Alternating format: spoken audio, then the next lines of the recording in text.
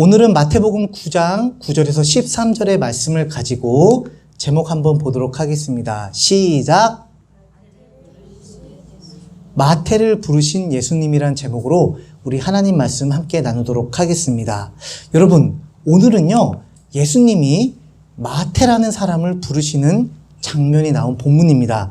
여러분, 예수님이요, 하나님 나라와 그 복음을 전하기 위해서 온 곳에 전도 여행을 다니셨잖아요. 근데 예수님이 혼자 다니지 않으셨어요.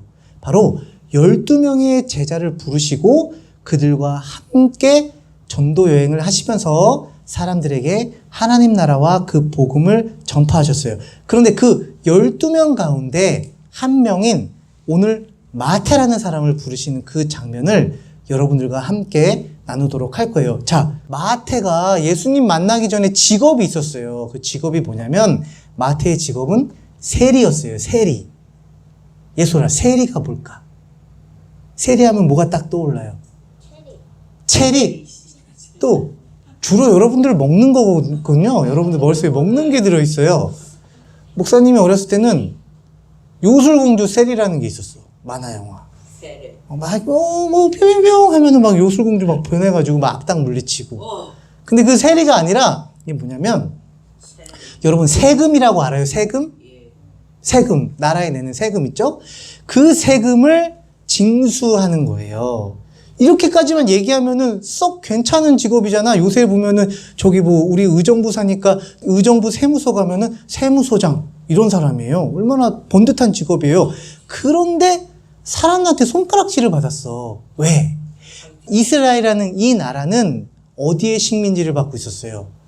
로마 제국의 식민지였어요. 마치 우리나라가 예전에 일본의 침략을 당해서 일본이라는 그 나라의 식민지 통치를 받았던 것처럼 이 당시 이스라엘은요, 로마 제국의 식민지 통치를 받았는데 이 마태가 이스라엘 사람 유대인임에도 불구하고 로마 사람들 앞에 가가지고 막 싸바싸바한 거야.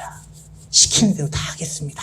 그러니까 로마의 그 권력자들이 마태를 뭘로 임명했냐면, 아, 너는 그러면 이 동족들한테 가서 세금을 걷어가지고 우리한테 바쳐라 하는데, 이 세금을 너무 가혹하게 걷는 거야. 막 가혹하게 걷고. 그러니까 이스라엘 백성들이 봤을 때 저 마태는 누구예요? 자기 동족과 나라를 배신한 친일파라고 들어봤어? 친일파 여러분? 나라를 팔아먹고 민족을 팔아먹는 우리나라 사람에도 불구하고 일본의 앞잡이가 돼가지고 같은 민족을 하는 그런 친일파랑 똑같은 거야. 그래서 마태는요, 진짜 평생 먹을 욕을 다 먹고 살았어요. 예수님 만나기 전까지. 욕의 대명사가 그거예요. 저 마태 저 세리 같은 놈. 아주 정말 욕 중에 최고 베스트 오브 베스트 욕이에요. 저 세리와 창녀들 막 저 죄인들 막 그런 욕을 먹고 살았어요. 그런데 그러한 죄인 마태에게 예수님이 찾아오셨어요. 그래서 예수님이 이렇게 말씀하셨어요. 마태야, 넌 나를 따라라. 이제부터 세리일 그만두고 너네 제자가 되렴 하니까 마태가 주저없이 자기가 세리로 일했던 거 다 정리하고 예수님을 따르는 제자가 됐어요. 그래서 너무 감격해가지고 예수님을 자기 집에 초대했습니다. 그래서 여기에서 아주 정말 상다리가 부러질 정도로 잔치를 벌려서 예수님을 영접하고 예수님과 예수님의 제자들과 함께 같은 음식을 먹고 막 마셨어요. 얼마나 기분 좋겠어요. 사람들한테 맨날 욕만 먹다가 예수님이 나를 제자로 불러주셨다니 너무 감격해가지고 저 잔치를 예수님께 바친 거예요. 그런데 그거를 보고 있던 바리새인들이 또 저 사람들이 맞아. 또 저 인간들이야. 손가락질 막 하는 거예요. 그러면서 제자들한테 따지는 거예요. 야, 니네 스승 예수는 어떻게 저런 죄인들, 저런 나라 팔아먹은 아주 인간 말종 같은 저 세리와 함께 밥을 먹냐. 막 비난한 거예요. 근데 여러분 생각해 보세요. 내가 누군가하고 밥 먹는 게 그렇게 큰 잘못이에요? 근데 저 사람들 왜 저렇게 욕을 할까? 그거는 좀 이따 설명드릴게요. 그러니까 그 모습들을 본 예수님이 이렇게 말씀하시는 거예요. 어떻게 말씀하셨냐? 그들을 보면서 12절과 13절 같이 말씀하셨는데 여러분들은 눈으로 보시고 목사님이 읽어줄게요. 눈으로 보세요. 예수님이 어떻게 그들에게 얘기했냐? 이렇게 얘기하셨어요.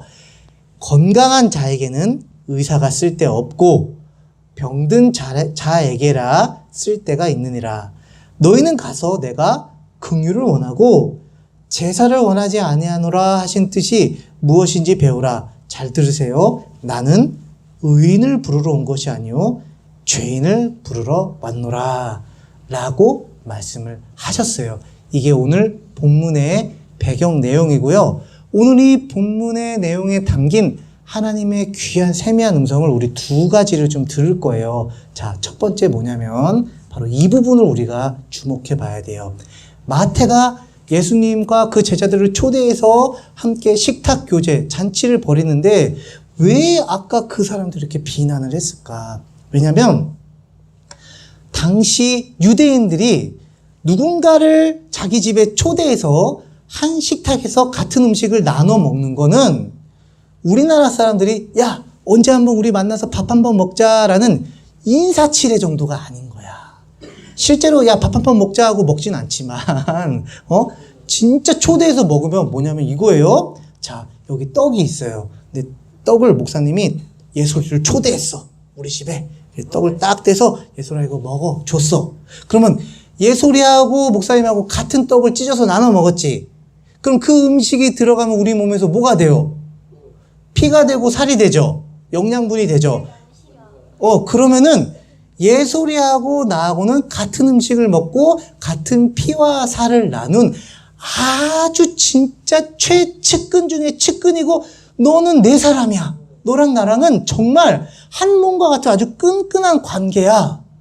라고 그 사람을 그렇게 받아들일 때 유대인들은 자기 집에 식탁으로 초대를 하는 거예요. 그러니까 그 사람도 욕한 거예요. 야, 마태 같은 세리하고 같은 음식 먹으면 너 똑같은 죄인이야. 야, 그런데 니네 선생은 저 죄인하고 같이 먹냐? 그렇게 난리를 친 거예요. 그 이유가 있었던 거예요. 그런데 예수님은 의도적으로 일부러 마태의 집에 가서 함께 즐겁게 식사를 하신 거예요. 왜? 우리에게 이걸 깨닫게 해주려고 하는 거예요. 뭐냐? 읽어보세요. 시작. 예수님은요, 우리에게 늘 시간 날 때마다 강조한 게 뭐냐면 나는 하늘에서 내려온 산떡이다. 생명의 떡이다. 참된 양식이요, 참된 음료다. 너희가 나를 먹어야 영생을 가질 수 있다. 이렇게 얘기한 거예요. 바로 이 식탁 교제를 비유로 얘기하신 거예요. 자, 아까 유대인들의 식탁 교제, 목사님하고 예솔이하고 비유를 했죠. 근데 하나님하고 우리하고 식탁 교제하려면 어떻게 해야 돼요? 생명의 떡이신 예수님을 먹는 거야. 그러면 하나님하고 나하고 하나가 되는 거야. 하나님하고 나하고 식탁 교제할 수 있는 게 바로 생명의 떡이신 예수님을 먹는 거예요. 그러면 하나님이 이제부터 너와 나는 하나 됐어. 내가 너고 너가 나야. 그렇게 우리는 하나님의 자녀? 하나님의 영원한 생명을 받게 되는 거예요. 이걸 알려주시려고 예수님이 생명의 떡이다. 너희들이 나를 먹어야 된다. 그래야 하나님과 식탁 교제한다. 그래야 너희가 하나님과 하나 될 수 있다. 이걸 이렇게 강조한 거예요. 예수님은 어떻게 먹어요? 먹어요 그냥 이렇게? 어떻게 먹어요? 예수님 어떻게 먹냐면 누구든지 자기가 죄인임을 하나님 앞에 지옥에 갈 수밖에 없는 심판받아 마땅한 죄인임을 인정하고 그 죄를 용서받을 수 있는 유일한 길인 예수님의 십자가와 부활의 복음을 믿을 때 생명의 떡이신 예수님을 먹는 거랑 똑같은 거예요. 그래서 하나님하고 식탁 교제하는 거예요. 그래서 우리는 하나님의 자녀로 거듭나서 하나님과 내가 하나가 되는 거예요. 예수님 안에서. 아시겠죠? 예수님은 이걸 보여주시려고 일부러 보란듯이 마태의 집에 가가지고 아주 즐겁게 식탁 교제를 하신 거예요. 여러분들 어떠세요? 여러분들은 생명의 떡이신 예수님을 먹고 마시고 하나님과 식탁 교제를 하셨습니까? 자기 죄를 회개하고 예수님의 십자가와 부활의 복음을 믿으셨어요? 그러면 여러분들은요, 예수님을 통해서 하나님과 한 몸이 되셨습니다. 하나님의 자녀요, 귀한 일꾼이에요. 평생토록 이 복음만을 믿고 의지하며 하나님과 함께 동행하는 여러분들 되시기를 축복합니다. 한 가지 더 있어요. 뭐냐면 그렇게 마태와 함께 조롱했던 눈빛 봐봐요. 눈빛 봐. 예수님 뭐 하나 잘못해서 걸리기만 해봐라. 그냥 독사의 눈빛이죠. 걸리기만 해봐라. 넌 그냥 끝장이야. 아니 너한테 한 게 아니고 이 사람들이 예수님한테 그랬었어요. 걸리기만 해봐. 꼬투리만 잡으면. 그런데 이 사람들이 야 아까 식탁교제 하면서 아니 니네 선생은 저 마태 세리 죄인하고 먹으면 죄인 되는 거야 라고 하니까 예수님이 이렇게 얘기하셨잖아요. 건강한 자에게는 의사가 쓸데없다. 병든 자에게라 의사가 필요하다. 자, 여러분은 언제 병원 가세요? 아플 때 가죠. 병 들었을 때 가요. 근데 건강할 때 병원 가요, 안 가요? 건강할 때도? 주사 맞으러. 하여튼 그런 거 말고 아플 때. 건강할 때는 병원 생각을 아예 안 해요. 그죠? 예수님이 이걸 얘기해 주신 거예요. 야, 병든 자에게나 의사가 필요하지 자기가 건강하다고 생각하는 사람은 의사가 필요 없다. 니들이 말하는 저 죄인, 마태 그런 죄인들에게 내가 필요하지.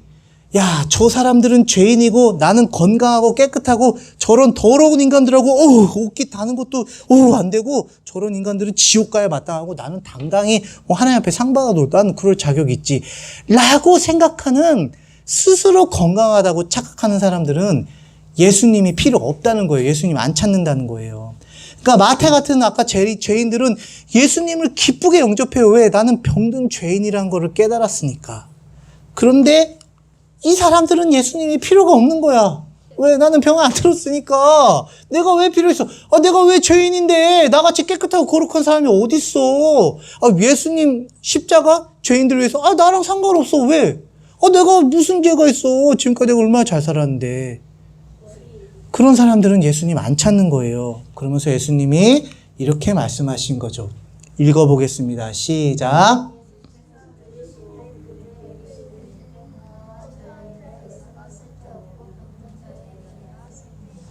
자, 그리고 나는 의인을 부르러 온 것이 아니요 죄인을 부르러 왔노라 하시니라. 여러분, 우리 이 말씀 가운데 평생 예수님을 통해서 하나님의 은혜와 사랑을 충만히 받는 비법이 담겨 있어요. 비결이. 이거 하나만 있으면 돼요.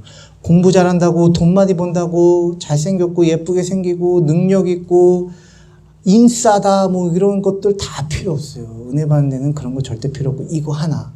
뭐냐면 하나님 저는요 병든 자입니다. 너무 연약하고 허물이 많고 부끄러운 사람이에요. 그래서 저는 저의 의사 되시는 예수님이 꼭 필요합니다. 라는 마음으로 늘 하나님 앞에 나아가잖아요. 하나님이 그래 너 병들었다. 그 모양 그 꼴이니까 그렇지 임마. 절대 안 그랬어요. 절대. 그래 너에게는 내가 꼭 필요하지 언제나 너와 함께 있을 거야. 걱정하지 마. 네가 연약하고 넘어지고 쓰러지고 병들어서 힘들어할 때 내가 너 치료해 줄 거야. 붙들어 줄 거야. 너와 늘 함께 할 거야. 걱정하지 마. 나는 너를 위해서 평생도록 너를 돌봐주고 치료해주는 너의 주치의가 돼줄 거야. 걱정하지 마. 하나님이 언제나 이렇게 얘기하세요. 그런데 하나님 저는 건강해요. 아무 문제 없어요. 그럼 제가 알아서 잘할게요. 하나님 이거는 내가 이렇게 할 거니까요. 상관하지 마세요. 그러면요. 그래. 뭐 네가 그렇게 한다니까 그렇게 해라. 하고 그냥 내버려 두실 거예요. 하나님의 은혜와 사랑을 힘입지 못할 거예요. 왜? 이 은혜의 통로가 되시는 예수님이 필요 없잖아요. 자기가 건강하다고 생각하니까. 그렇죠? 여러분들 꼭 기억하세요. 늘 하나님 앞에 나는 하나님 앞에 늘 영원한 병든 자입니다. 연약합니다. 부족합니다. 하나님 예수님 없이는요 1분의 1초도 살 수가 없습니다. 나의 의사 대신 주님 없이는요 단 하루도 살 수 없습니다. 라는 그 병든 자의 마음으로 주님 보좌 앞에 날마다 나아갈 때 장담합니다. 하나님이 예수님의 그 복음을 통해서 여러분들에게 놀랄만한 은혜와 사랑을 막 부어주실 거예요. 여러분들이 하나님 앞에 연약합니다. 도와주세요. 하나님 도와주세요라고 부르짖을 때마다 오히려 하나님은 더 넘치는 은혜와 사랑과 능력으로 여러분들의 삶을 이끌어 가실 거예요. 여기 나왔잖아요. 건강한 자는 의사가 필요 없다. 병든 자에게 필요 있다. 여러분들 늘 우리의 의사 되시는 예수님 앞에 우리의 연약함과 부족함과 허물을 고백하면서 그분을 힘입어서 하나님의 은혜와 사랑을 늘 받는 우리 친구들 되길 바랍니다.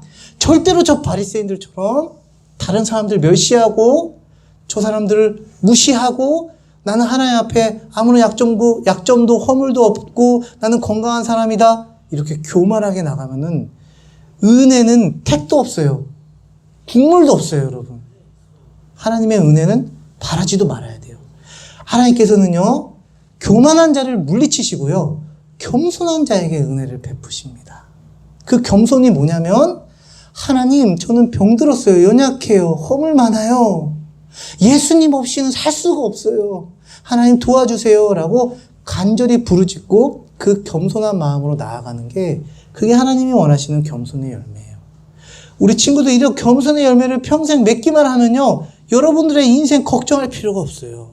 하나님의 은혜와 사랑이 여러분들의 인생을 놀랍게 이끌어 가실 겁니다. 우리 친구도 오늘 마태를 부르시는 예수님의 모습을 통해서 평생 예수님 앞에 겸손한 마음으로, 그래서 하나님의 은혜와 사랑을 충만히 누리는 여러분들 되시기를 예수님의 이름으로 축복합니다. 기도하겠습니다.